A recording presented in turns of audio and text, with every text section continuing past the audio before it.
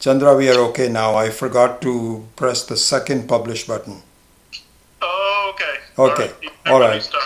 Yeah, Okay. I'll restart. Okay. Okay. Thank you.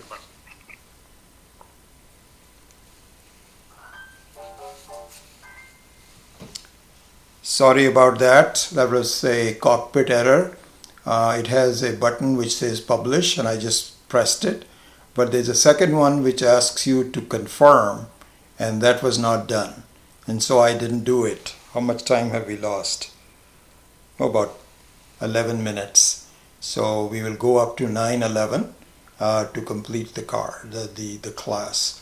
I will just start with a Sahana Vavatu, but not play the Omkaranandaji's mantra to save some time, and then we will get going.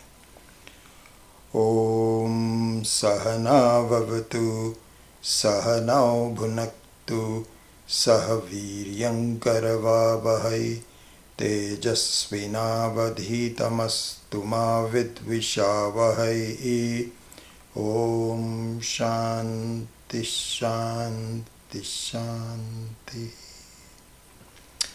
So a couple of points before we get started. I think on the advice of a couple of students, let us do two things.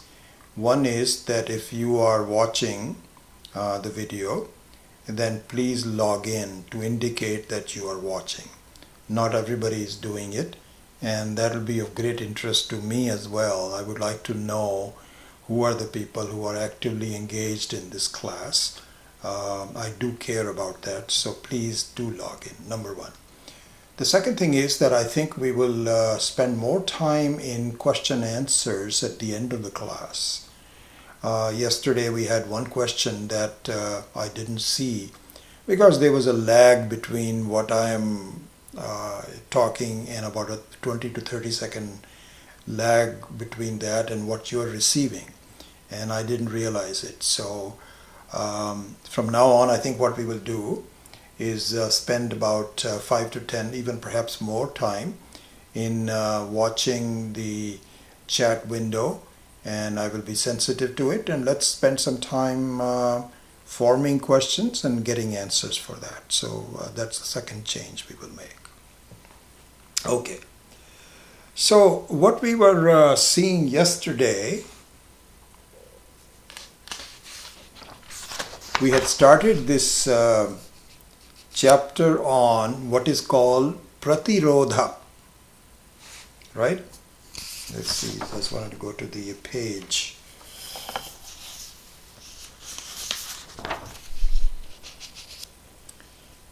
The chapter number 5, which said Pratirodha. So Pratirodha means resistance. And so this doesn't mean blockage.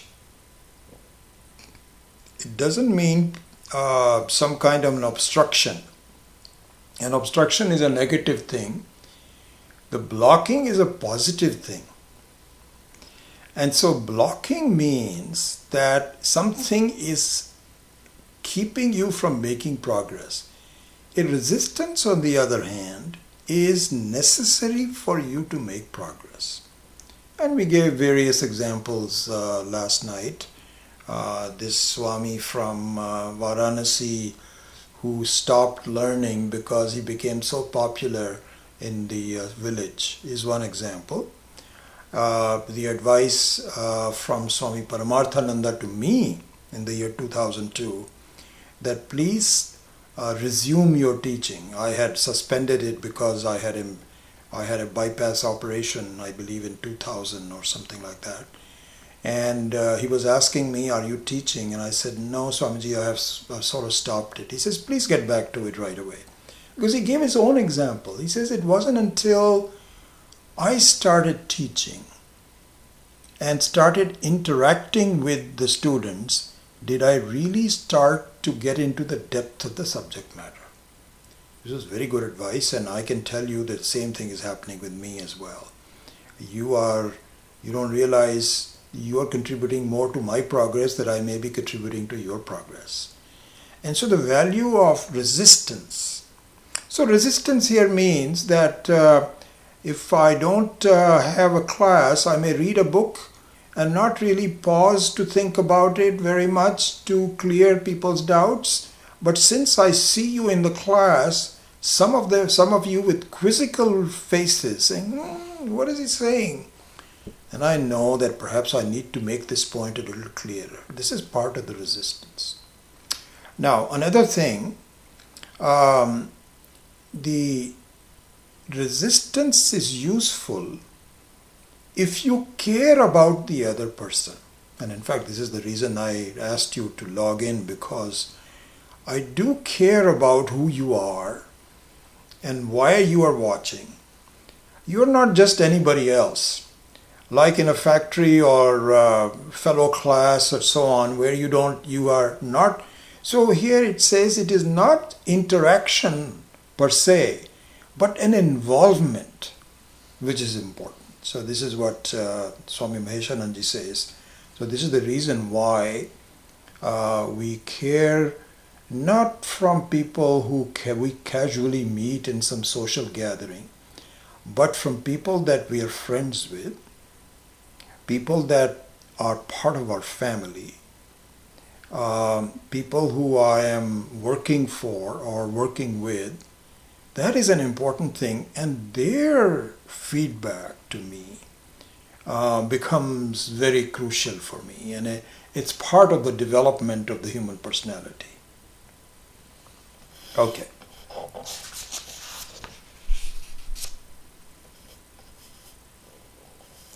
So here Swami Maheshananji points out, and I think I've already made that point, that resistance does not mean blind opposition. It means that their viewpoints are helpful in enhancing and measuring one's progress or lack thereof. And I think he makes a very interesting point, that he says, simply surrounded by yes men is totally useless. And we can relate to some big person in our USA who does that. And this is not the development that is really needed. Okay. So now we shift topics to, given that resistance is important, what is the most important thing in each of our lives that gives us this resistance? The answer is very surprising. It is our mind. It is our mind.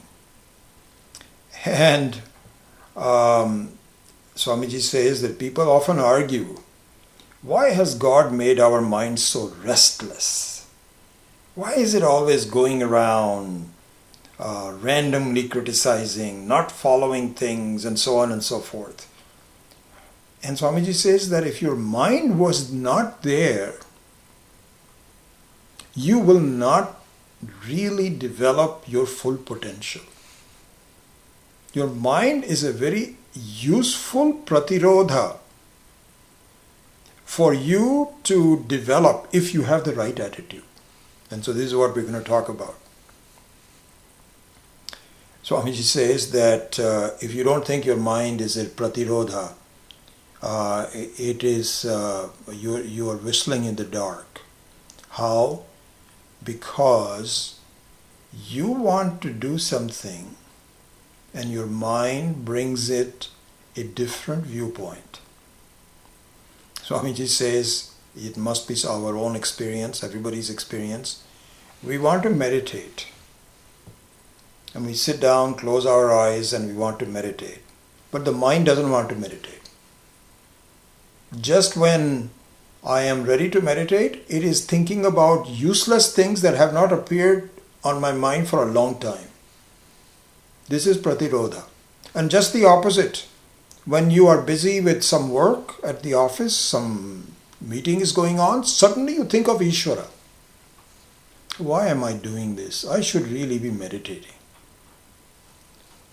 Hey, listen, you are working at this time. Your mind should be engaged with you during the work. No, but it proposes a completely different picture altogether. So it is very clear that the mind is in the form of a pratirodha. And Swamiji makes another very interesting point. He says that for this process to become useful, it is important to interact with the mind. And he gives an example. He says, supposing there is a river and a dam has been put there to stop the water for whatever reason. Okay? So this is a pratirodha. You can even call it an obstruction, but we'll call it pratirodha for this example. Now Swamiji says that suppose there is a dam and there is no water. How useful would that be? It would be just nothing. Just a wall sitting there hollow. Therefore, Swamiji says that it is important. Mind has to be there. You have to be there. You have to be there discussing, fighting it out, asserting. Both are necessary. Don't get impatient about the fact that your mind is giving you problems. And we're going to talk more about this very shortly, about this whole process of working with the mind. But just the very fact is that the most important pratirodha that all of us, each one of us, are likely to have is the mind. And in fact, Bhagavad Gita says this in Krishna in Bhagavad Gita says, your mind can be your best friend and your mind can be your worst enemy. And it's interesting to see this because if you have an enemy or a friend, they are either helpful to you or they are obstructing you for a short amount of time. They are not clinging to you 24 hours, but the mind is. Even though it is separate from you, as the Vedantic teaching finally ends up teaching, nevertheless it clings to you 24 hours, except not 24 hours because not in deep sleep, but both in Swapnavastha as well as in Jagratavastha, in waking and in dream, it clings to you and offers you resistance. Okay, so now we go to the next topic, which is how do you assert yourself at the expense of the mind? Who is the tail and who is the dog? Familiar argument that we have seen for a long time. So here, Shastra gives us two methods. It's remarkable how Swamiji has explained this. He gives us two methods. One is centered on our... Just one second, I want to see something.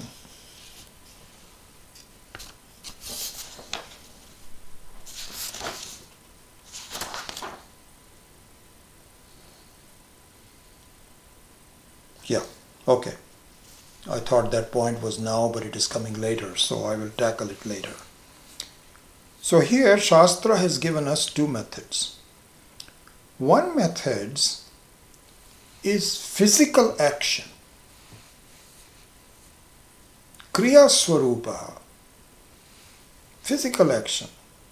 Something to be done using our sense organs, hands, mind, etc., etc. The other one is a mental attitude, mental actions, if you may. These are the two methods. Let us first look at on the physical side. You remember the topic we are touching on is, given the resistance that you have, and the most important resistance is your mind, how do you assert yourself so that you are not taken for a ride? That is the topic we are discussing. How do you, and this is all consistent with what we were doing before, which is vrata and shraddha and the yajna and all of that. All of that was pointing out that you need to have a plan of development of your own life. If you don't have it, you are very vulnerable. People can tell you anything and you don't have a valid reasons to either negate it or accept it, because you haven't provided your own image. It's very reasonable. So this is consistent with that. So to assert yourself, to provide your own self-image, there are two methods. One is physical, and the other one is mental. Physical part. Let us see. Physical part means how you take care of your external appearance. It's very funny in Vedanta that why would the external appearance be important? But it is. It is. This is why I really like this whole presentation of Swami Maheshananji, because it is not traditional Vedanta, but it is the commentary on traditional Vedanta, based on experience and also addressed to the householders. So perhaps in the case of a sannyasi, even a sannyasi also it needs to be careful about the external appearance. Here there's a very beautiful story about, I won't really have time to go into that, where Indra approaches Brahmaji. And in one case, Indra's appearance is completely haywire. He's got long hair, his nails are not cut, and so on. And then Brahmaji says, please make a decent version of Indra and come back and see me. And then he does, and he explains the difference and the importance of the difference. Anyway, that's a story. I won't have time to go into that, but let's see this here. So somebody says the physical appearance is very important. It means how you conduct yourself, how you groom yourself, what appearance you have, cleanliness, the clothes you wear. All of that is very important because they enhance a self-image for yourself which is appropriate to the situation. And here I'll give you a couple of personal experiences, two of them. So when I was working for HP, I was on the product marketing side of the business for a long time. And then a time came when very happily a lot of my proposals about how we should structure the sales force and channels of distribution and all of those kinds of things were accepted by the senior managers. And one day I got a call from the senior vice president, who was the sales manager for US, and said, I really like what you are proposing, and I would like you to come and work for me in the sales department. This was something new for me, but it was a kind of a promotion. And so I said, wonderful, I'll be happy to do that. And I joined his team. And this is how I stayed with HP for the last, I don't know, about 8 or 10 years before I retired. In that period, I found that in that environment, the kind of clothes that I have and the way I was conducting myself was not completely appropriate. I was really more like an engineer. I would have different kinds of shirts, different jackets, some, ties are all different and so on and so forth. But I was smart. I started to observe, how are people dressed here? And sometimes my boss, Bill Richion, would ask me, why don't I want you to give a talk to in Cleveland? So I'd go to the salespeople and I have to give a talk to Cleveland, substituting for my boss. And there I observed all the district sales managers, how are they dressed. And what I found was, to a male, this is the male people, they were dressed in some excellent white shirts with button-down collar. I had never seen that before because I had multicolored shirts and so on. I made a shopping of these shirts. I found out the best white Egyptian cotton, and they don't wear unless it is laundered from outside, beautifully pressed. I had to do that. And you know what? My own image improved. I also thought, now I am one of them. Before that, it looked like I'm an outsider. So the physical appearance was very important to me. When I read this, that incident came to my mind. Let me give you the second one, which you're all familiar with. As of a year or so ago, as you know, I used to wear different kurtas. Sometimes dark, sometimes white, sometimes some striped, sometimes not striped, and so on. And I said to myself, I don't want to wear like a Swami because I'm not a Swami. If I want to become a Swami, my wife would throw me out of the house. So I don't want to become one. I want to just give a consistent image of a Vedantic teacher. This idea just struck me.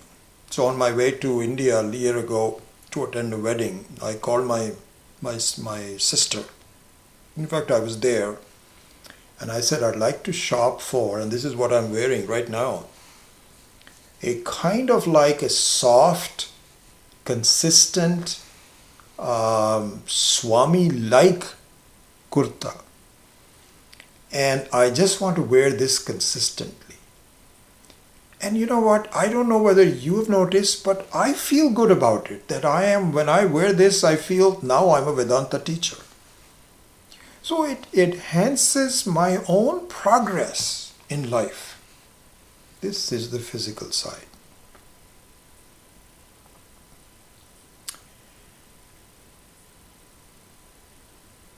So here there's, I'm just translating translating some words from Swamiji. It says, you have no control over what others think of you. And it is not overly important. What matters is what you think of yourself. And part of that self-acceptance is a positive self-image, including your physical appearance. Keep an eye on that. And by focusing it, asserting it over others' images, you stay centered. Beautiful words. He's talked that in Hindi, and this is the translation of that. Okay. So this is the physical part of asserting yourself by providing a self-image which is not false, by the way. It's not as though you are creating an image which you cannot live up to and that you are trying to look like someone that you are not. That's not it. What it means is that you should care about what you look like and be appropriate to it. In my case, just to congratulate myself, I could see I'm in a sales department and I need to look good. Here I'm a teacher, I need to look like a Vedantic teacher. So it's not as though I'm trying to make something out of, nothing. It is an appropriateness which is important. Anyway, I won't spend any more time on that. So the second thing is to look at your self-image through your mind. That was the first one was physical, this is mental.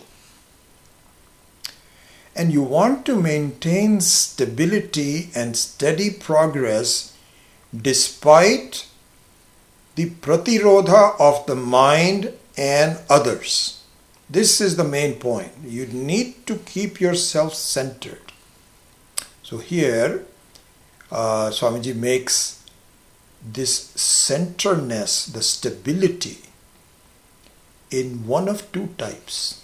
Beautiful way to project this. The two types are, and this is best done through an example. So there are two things. One is a blade of grass or a small plant. Okay, small plant. The other one is a stump of a tree that perhaps has been cut. Or even a big tree, you can say. It has forgot cut or not. A slightly grown up tree. Both are placed in a hurricane with 150 miles per hour wind. So what will happen is, one stability is what is called moving stability, and the other one is called unmoving stability.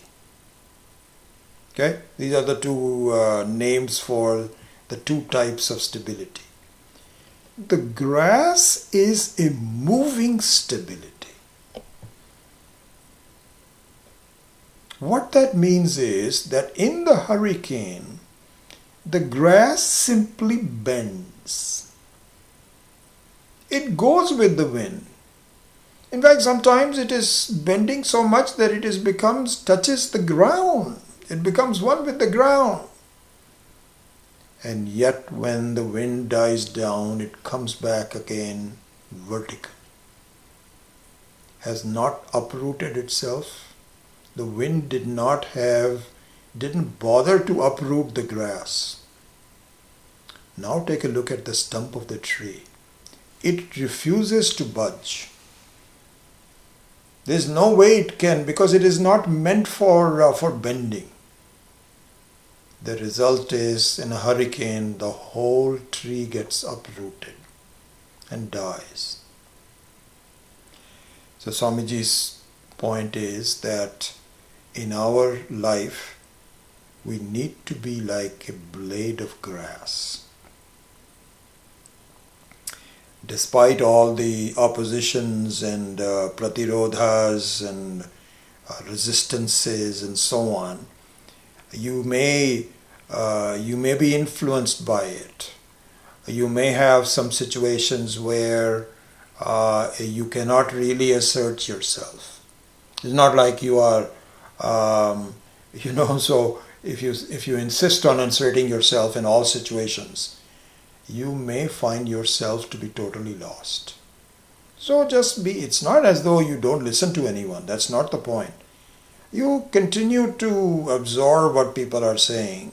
And sometimes there are some crises, like we are having now with the coronavirus and so on. You cannot say, nothing is going to affect me, I can do anything I want to. No, this is a big hurricane, huge hurricane, exceptional, once every 100, 200 years that we are experiencing.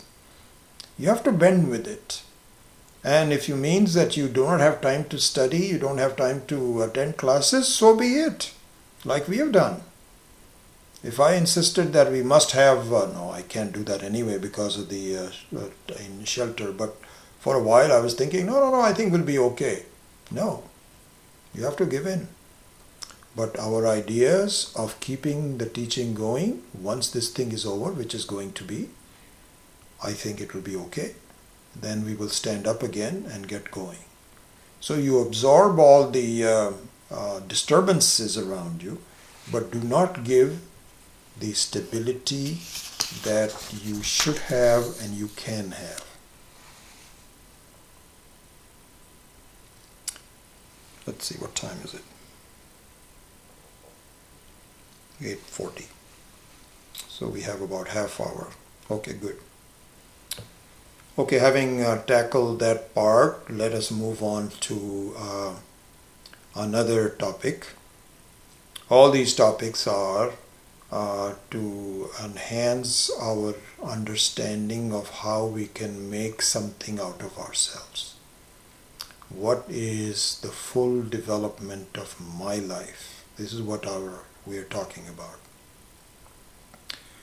So another concept is that please keep in mind that our development is limitless.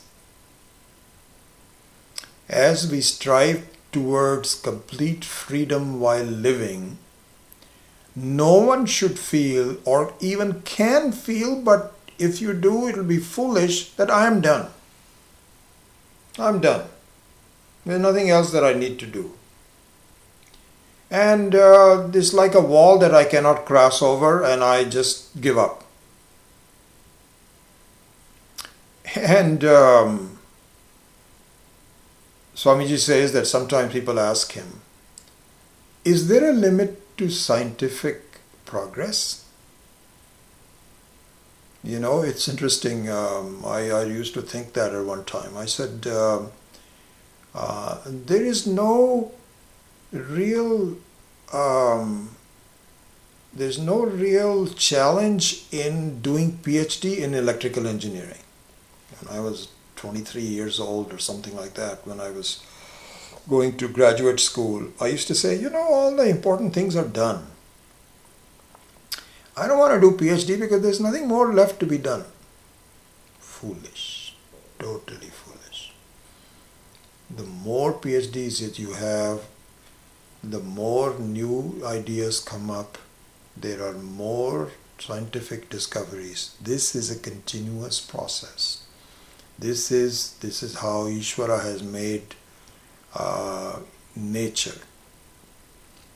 Imagine a situation when there is nothing to look forward to. It will be utter boredom and hopelessness. Not good. So what it means is that while we investigate the non-changingness of the Atma, the process of improving myself must be continuous and steady and centered on myself.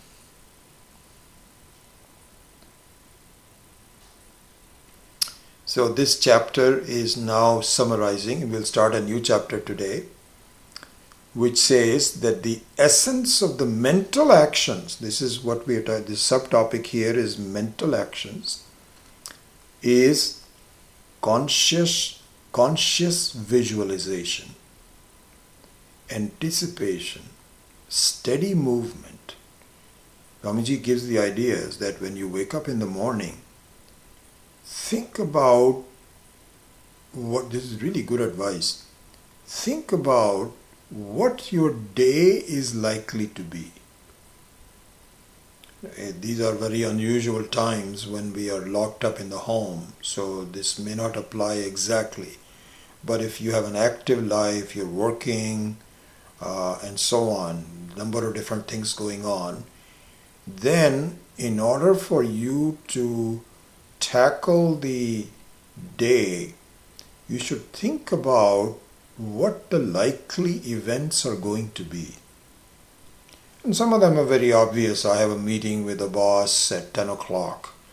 I have to go see a doctor or something like that. Those are very simple and we all have to do that.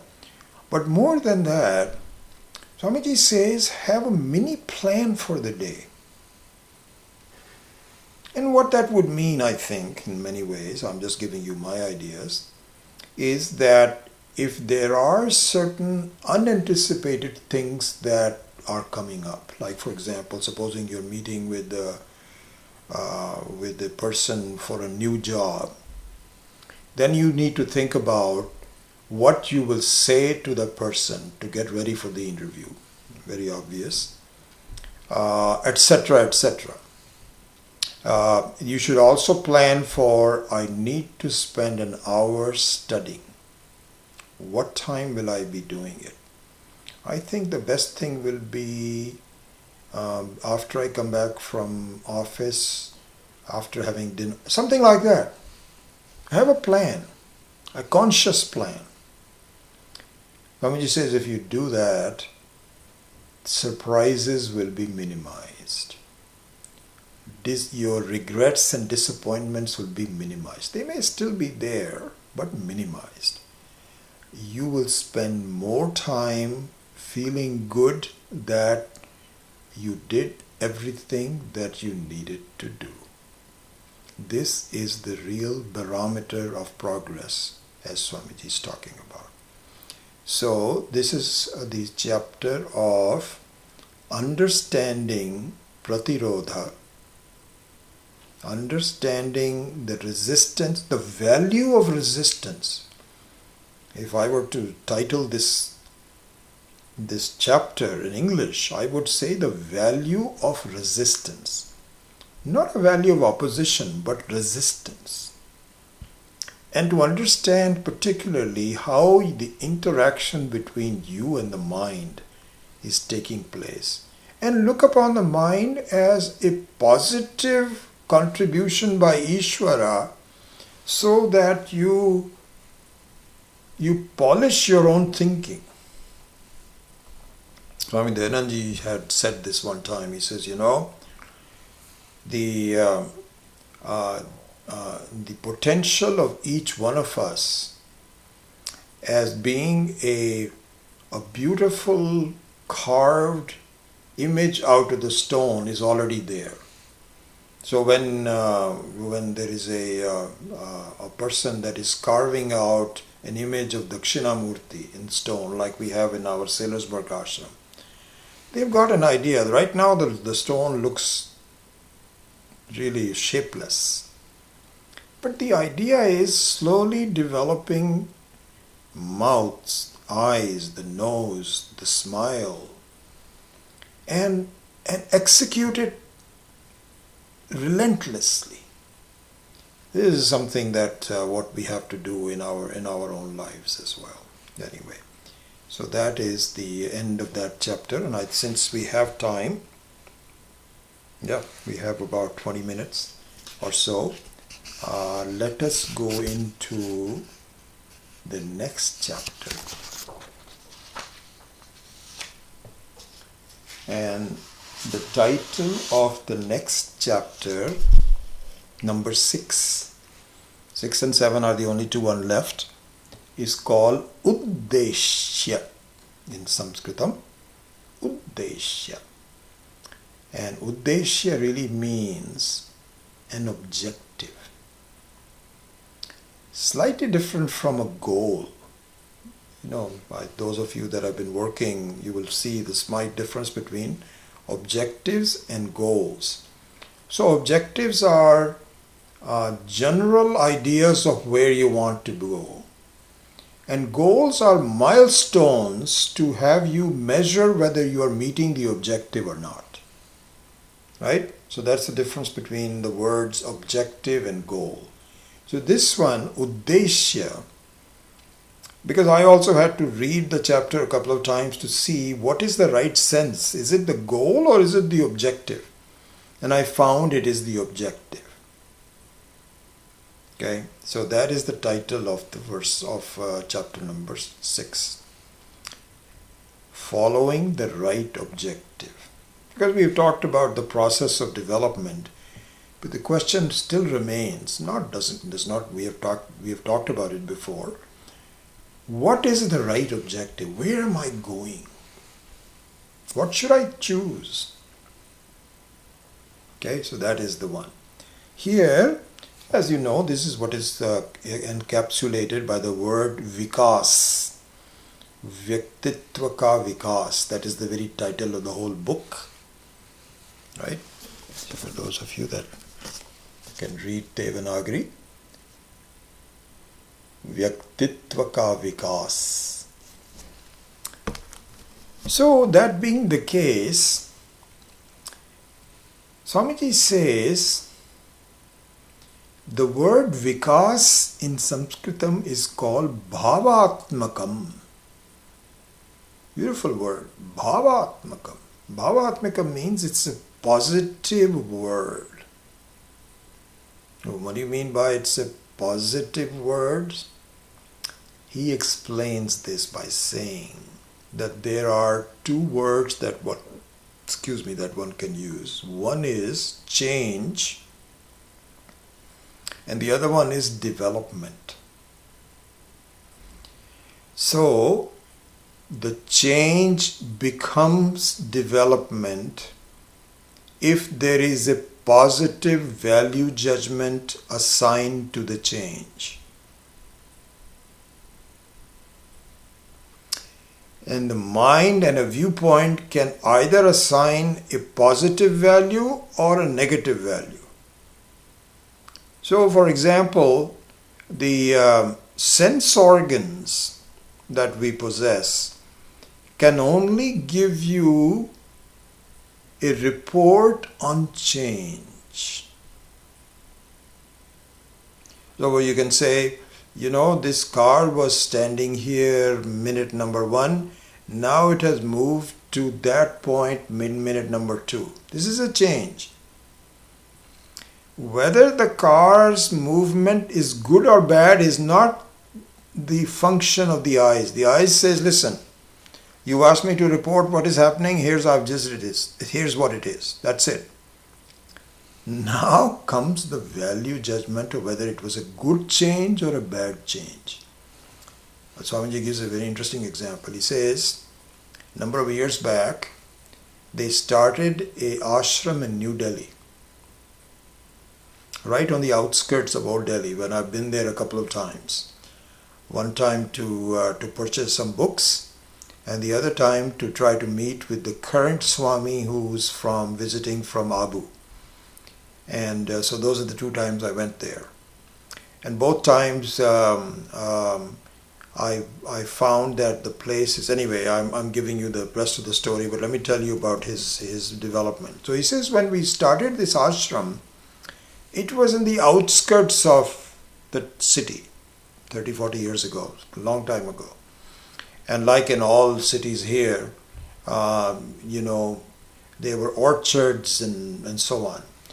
So he says, when we made the ashram, all the Swamis loved it. Sadhus loved it because it was very serene and they could do meditation, take walks and so on. But the townspeople, when we had talks, and this was one of the talks given at the same place, Vaktitva Ka Vikas, but much later in 1973, the townspeople were complaining. Oh my gosh, it's out in the boonies and no bus doesn't go there. We have to arrange for some transportation. Why did you have to do it so much? Swamiji says, soon after we made the ashram there, not soon, but sometimes after that, there was a major road constructed. It's called the Outer Ring Road. And those of you that are familiar with Delhi will know this. This is the same road that goes up to Rajghat, where Mahatma Gandhi's Samadhi is.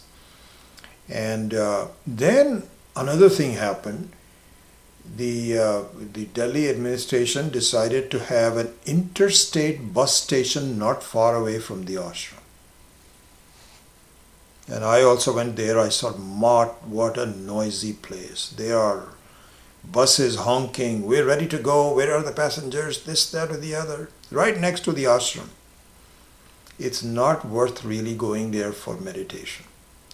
So Swamiji says this was the change that happened over a decade or so.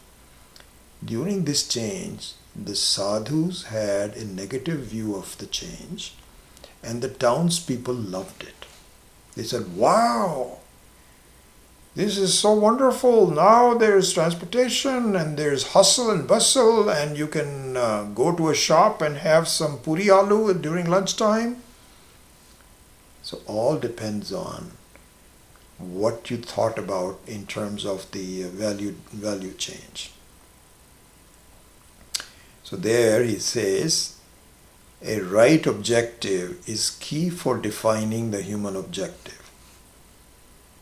Simple change of getting born and becoming a toddler and youth and then old age and death and sickness, this is change. That is just change. What changes the change to a development is setting the right objective. This is the point that he's making. Nice point. Now, Swamiji says that our rishis put a lot of thought into this topic. They said, what objectives can be set that touches the heart of every human being. This is the right objective. What is the objective? That touches the heart of every being. Then they observed, and we briefly talked about it a couple of classes ago, but this is now the main idea. The rishis observed that all things in life ultimately end up where they originated from.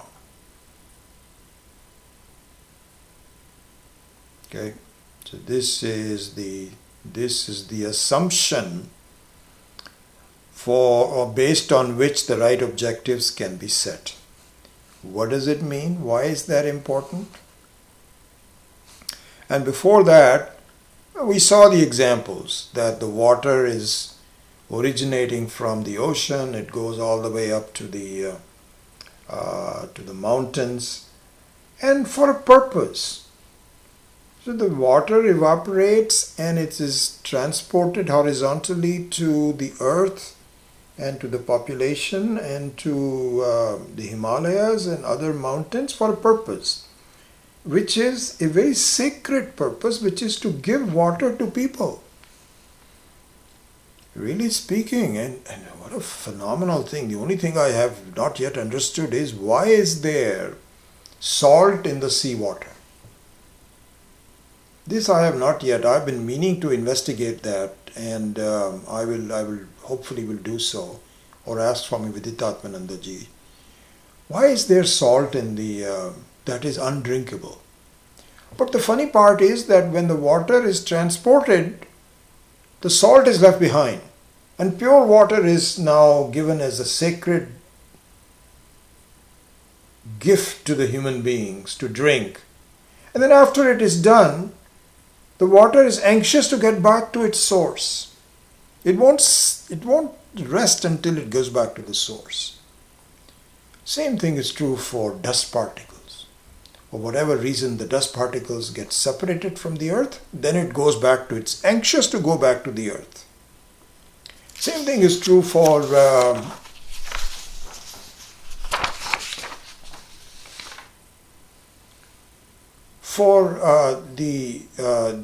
parts of fire that fly over, like sparks.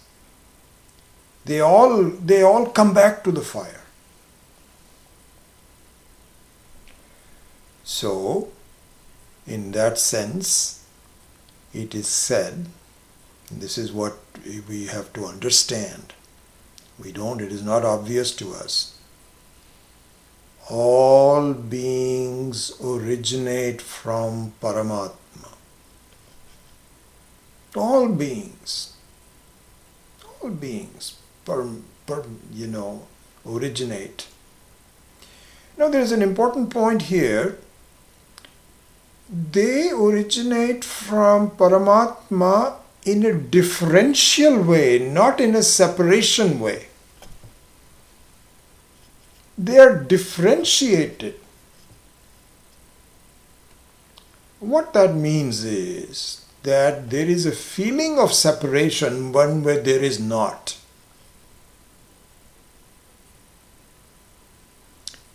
So therefore, in setting the right objectives for the human beings, the rishis say, uddeshya, right objectives. The rishis say that anything which is seemingly separated, differentiated, is anxious to get back to where it came from. So please understand, human beings, that you came from Paramatma and you are trying to get back to Paramatma. This is, you may not directly see this, but this is the phenomena. That you will be going back to Paramatma. So the clear definition of vikasa of development is to gain oneness with Paramatma. That is the objective which is at the heart of all human beings.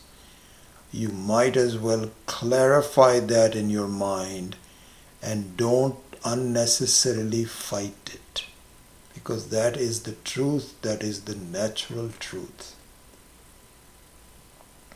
That is the value judgment which turns your changing life into development. Beautiful. So now the next question is, what do you mean by oneness with Paramatma? Okay, here a couple of interesting things. In the Brihadaranyaka Upanishad, which some of our senior students have already been studying, not Brihadaranyaka Upanishad per se, but passages from it. There's a very famous passage from there which says, Atmanastu kamaya sarvam priyam bhavati. You will recognize it. Many of you will recognize it. Atmanastu kamaya sarvam priyam bhavati. What it means is,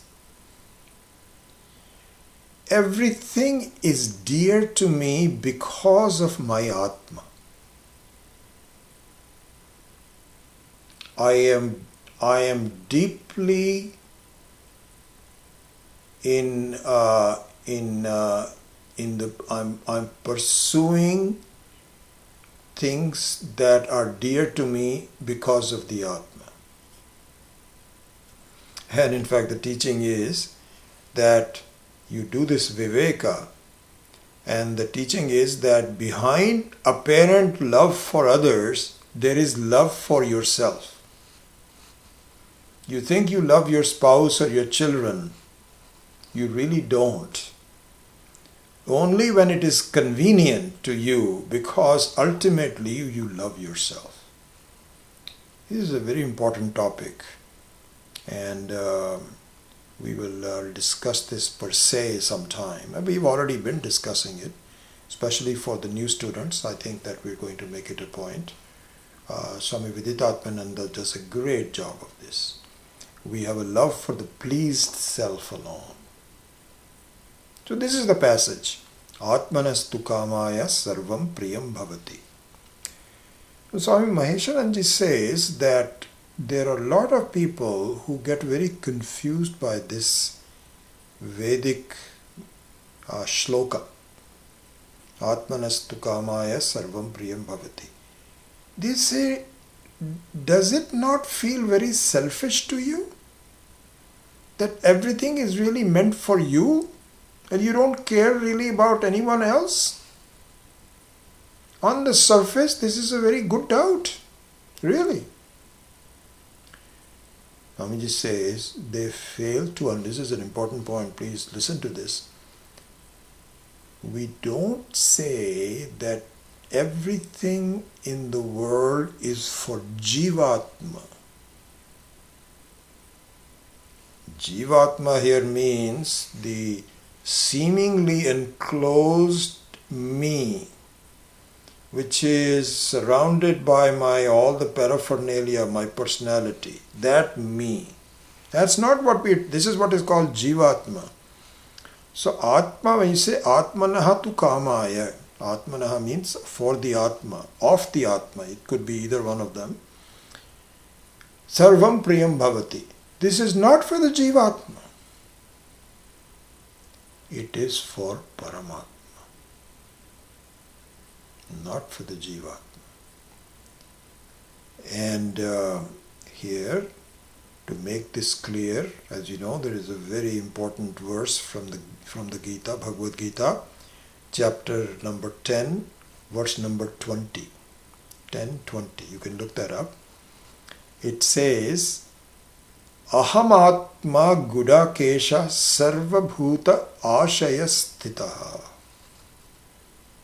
So this is in chapter 10, which is the section of the Gita where the presence of Paramatma or Ishvara is taught specifically. We've already started that with verse number 7, with chapter number 7, and so this is an enhanced version of that in chapter 10, which says, Ahamatma gudakeshaha sarvabhuta ashayasthitaha, which means, O Arjuna. Gudakesha means, O Arjuna, that is an epithet for Arjuna.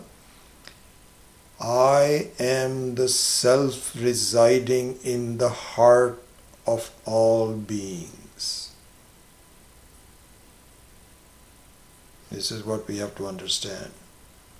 That Ishvara is residing in the heart as the very essence of all beings. So when I say Jivatma, I am mislabeling it. It is really Paramatma. And so therefore, all things are dear to me because of Paramatma. Okay? So now, to clarify this further, Swami Maheshananji gives another quotation from a different Upanishad, and I don't know where it is from. The other ones I do know, this one I don't. It says, Priyam Tvam Rotsyasi. Priyam Tvam Rotsyasi, which means whatever is dear to you ultimately makes you cry. This is the statement.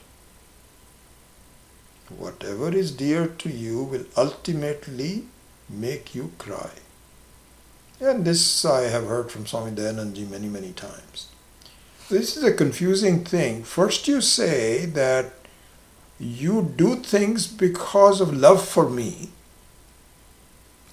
And now he says, because of your love for me, I am going to make you cry. What gives? So here the commentators say no. What it means is, and this is the thing, whatever we have a love for other than Paramatma will make you cry.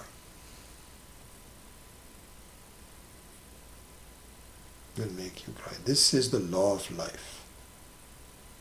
If you put your heart into something which is other than Paramatma, at one time you have to pay for it. And we do. What we find is that you love someone as very dear to you. Ultimately there is a separation.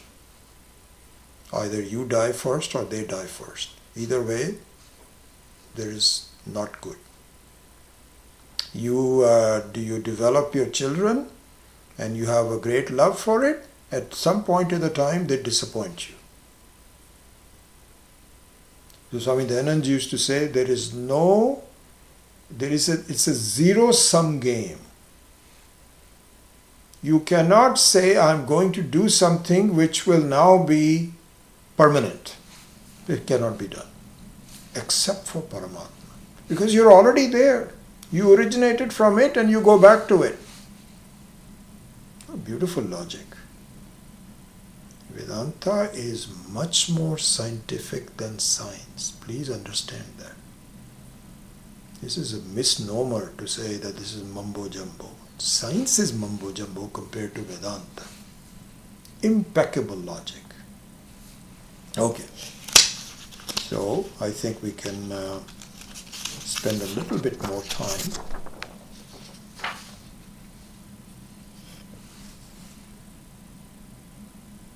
(9:09).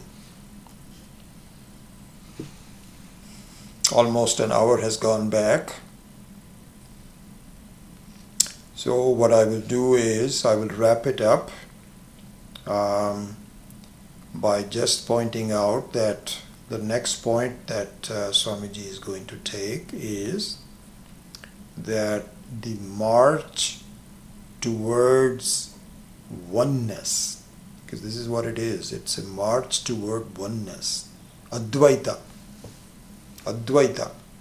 oneness, is not possible until one works on becoming an integrated personality and remove conflicts within myself.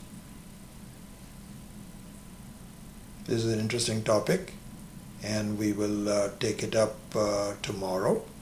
Hopefully this will be the last class. I still have about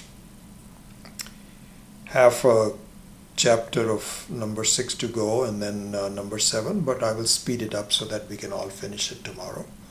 So with that, I close the class, and then we will open it up for question answers.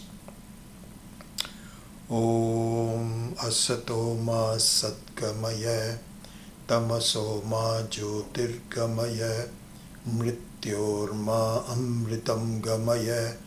Om Purnamadah Purnamidam Purnat Purnamudachyate Purnasya Purnamadaya Purnamevavashishyate. Om Shanti Shanti Shanti. Harihi Om Shri Gurubhyo Namaha. Harihi Om. Okay. So, you fire up my laptop and follow the instructions and see if, as I promised, that we will spend some time on this.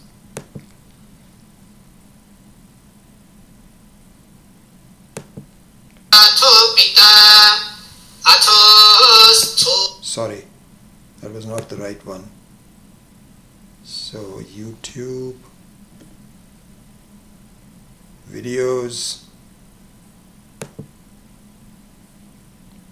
April 1. Yeah, I was playing some other one. Okay.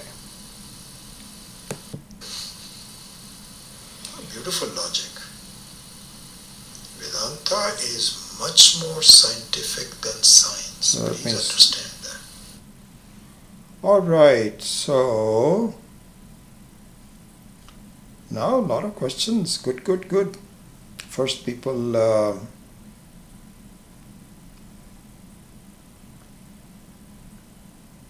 one person, Peggy Waters, said, hello, I would love to assist you in editing your booklet. Let's see. Sujata Dave had already asked me, and I'm looking into that. Peggy, I would love to chat with you as well and to see. And for both you, Peggy, and for Sujata, what I would be interested in knowing is, do you both know Sanskrit text? And can you read that? And do you have the software to compose a book that has both of them? Because I think that I would like to make the booklet useful to both people that know Sanskrit as well as people that don't. And so we need to have both of them in as part of the booklet. And so I've just asked that question from Sujata. She won't be able to see this because she's in Chicago until tomorrow. So she hasn't replied yet. And the same question to you, Peggy. And so if you can do that, we can make, we can. And Ashok had said, I do not see any video. Thank you. I'm sorry about that.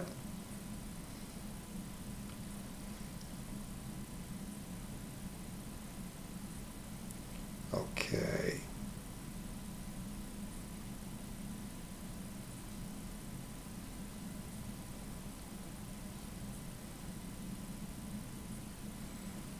Sanjay Sethi makes a comment that he is very happy with this. Wonderful.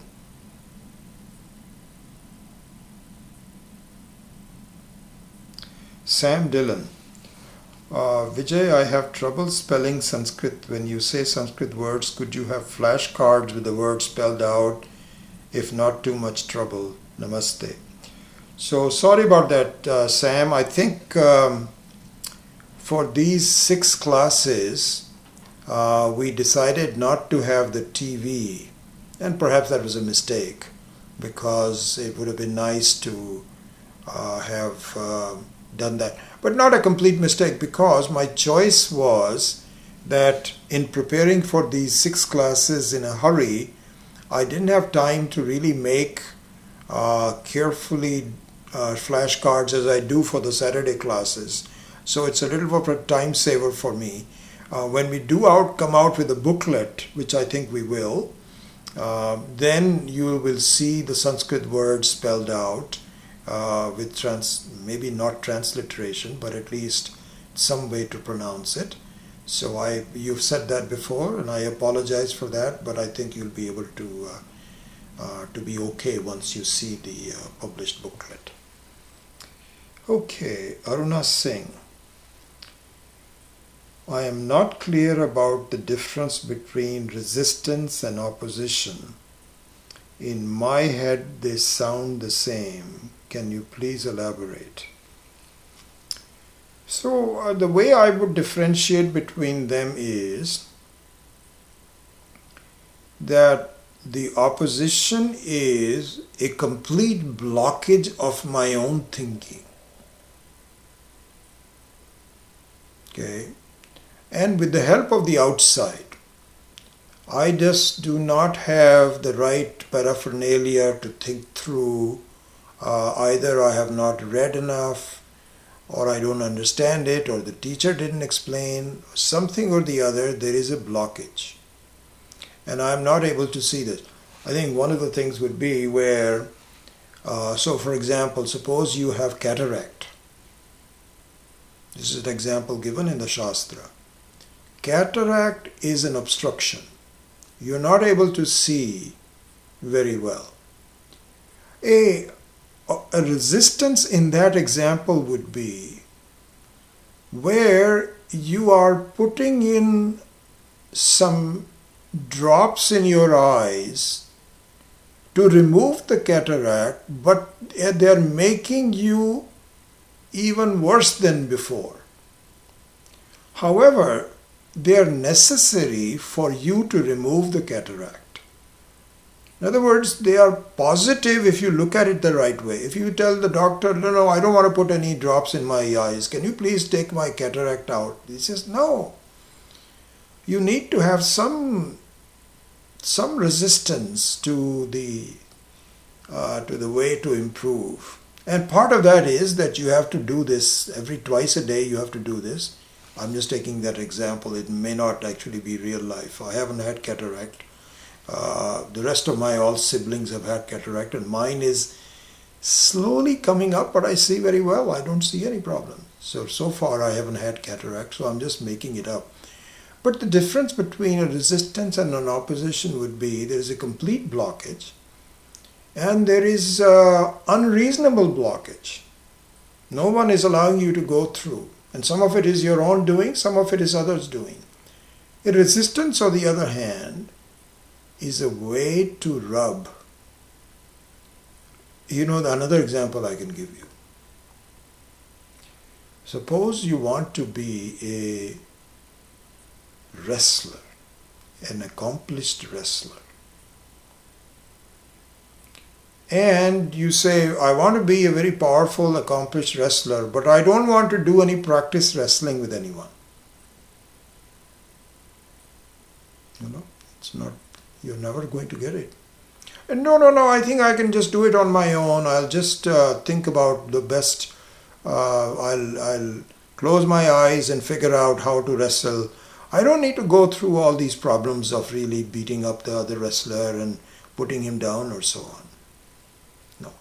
So the other wrestler is not an obstruction, it is a resistance. You need that resistance to improve yourself. That's the way I would answer your question, Aruna. Okay, Satish Jalota.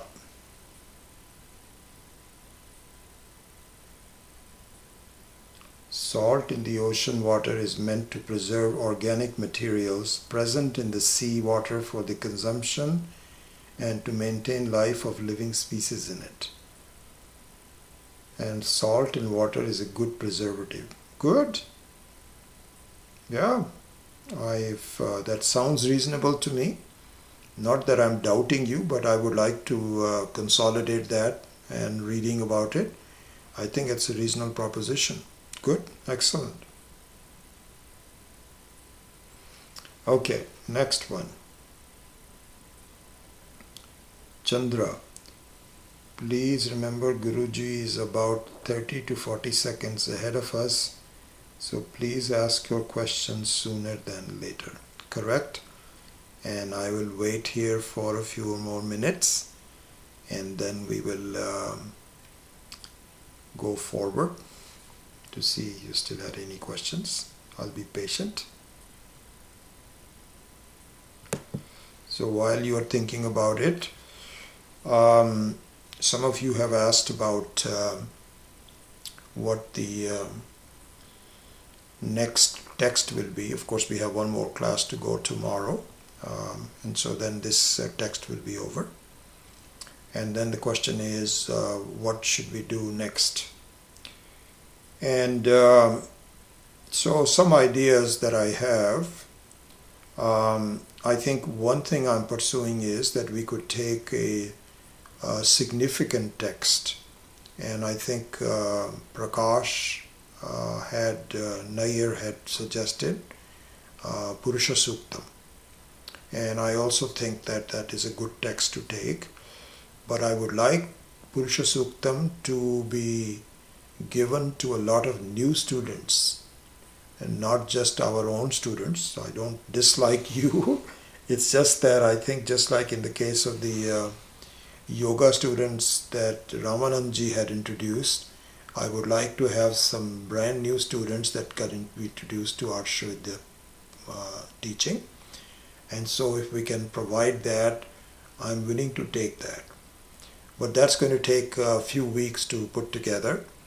In the meantime, what I could do is to take some key passages that have really impressed me in the last 3 or 4 months of study from Panchadashi, and then just take it up as a small topic.